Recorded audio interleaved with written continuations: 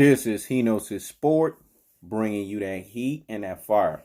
If I was the Los Angeles Lakers, I would trade LeBron James. I'm going to say that again. If I was the Los Angeles Lakers, I would trade LeBron James. I would trade him to the Clippers or trade him to some other team. That's just my truth of the fact of the matter. Cut your losses while you can, because they got another 4 more years after this season of the La Diva nonsense. The guy's not going to win a championship. No credible free agent is going to want to play with him. It's obvious. Kevin Durant sent that message last year when he said this was a toxic as fuck environment. The guy can no longer carry that load to win a championship. And people need to see the reality for what it truly is. He's over the hill. Go watch his games, man. He's old man Bron now. And that's just the truth. All this stuff about best player, please. You know, some people want to sit here and say he's no longer the best player this year. He hasn't been the best player for the last 3 to 4 years. That has been Kevin Durant's title.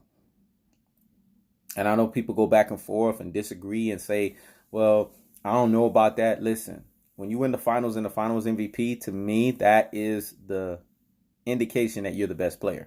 See, I judge basketball on different levels. Shout outs to Meek Mill. There's levels to this stuff. You guys look at it from regular season accomplishment. I don't do that.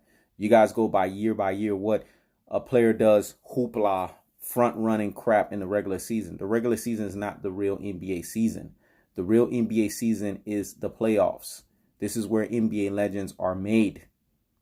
I'm trying to school you guys, man. I'm trying to give you guys comprehension in the $1 million game when it comes to basketball. So hear me and hear me well. Who has dominated in the postseason the last 2 years? Kevin Durant. So by definition, he is the best player in the league.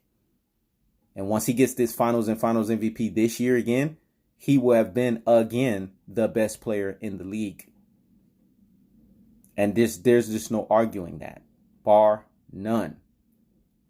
If I'm Magic Johnson, I'm starting to realize what all of these other teams were trying to warn you, man. You failed at getting Paul George. See, having LeBron would have made sense if you would have been able to secure Paul George first. Because then if you had Paul George and then you had LeBron James, now you could have positioned yourself to get another piece, because now they would have been like, okay, Paul George want to play with him, so that means other guys still want to play. But the Lakers did a horrible job in recruiting Paul George, especially with Paul George being an LA native, man. I mean, come on. That's just heresy at the highest levels. But the Lakers have been pretty bad at recruiting guys as of late.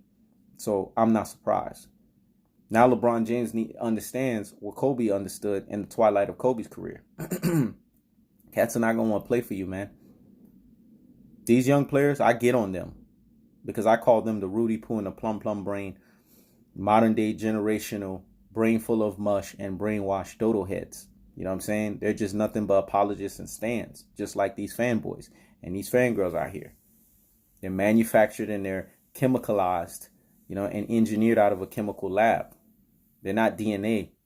You know why I say that they're not DNA? Because they can't think independently. They can't reason critically and effectively, because they lack the neuron receptors in their brain cells.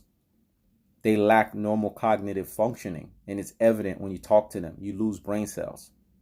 And that's just the truth of the fact of the matter. That's why I leave my real G's out here in the NBA streets to do that. And I just ether and murk them on videos. I don't got time for them no more. I'm beyond that. I'm not looking at them. I'm looking past them. I'm going to say that again. I'm not looking at them. I'm looking past them. And the truth of the fact of the matter is, the guy is not going to win a championship for the purple and gold. And the quicker the Lakers fans come to that conclusion and realize that, the quicker and better it will be for them to understand the magnitudes of that. So if I'm Magic Johnson, I know I'm just, I'm not the biggest YouTuber, but he knows the sport is making noise. He's making waves. Trust me, this channel will be the biggest channel in the next year or two. Believe that. Because my grind and my hustle is for real out here in these streets. And folks are starting to understand the substantive arguments and the substantive value that I bring to the table. So if you by chance catch my video and hear what I'm saying, get rid of that motherfucker. Find a way to get out of that La Drama and La Diva nonsense. Because if you trade him and you get rid of him, then you know what happens? You take away this dude's power. Now he has no more cachet. This La Cachet nonsense stops. Because, oh my gosh, we would not have seen this. This dude actually got traded. He's a 34-year-old player, about to be 35. He's past his prime, man. He's pretty much in the twilight of his career, and we need to face that reality. So why are you holding on to him? He is la baggage at this point. He hasn't gained the favor of the Lakers fans. I don't think he ever will gain the favor of them. You know, he never even tried to gain their trust in the first place. And he sure added injury to insult by dismantling and demoralizing these young Lakers players' morale. So that's what I'm saying, man.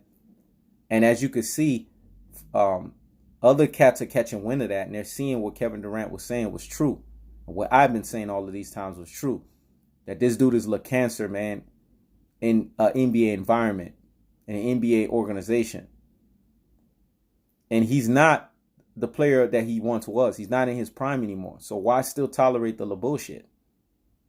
So my advice, if you're listening and you're hearing me and hearing me well, get rid of that motherfucker. All right? This is He Knows His Sport. Checking out.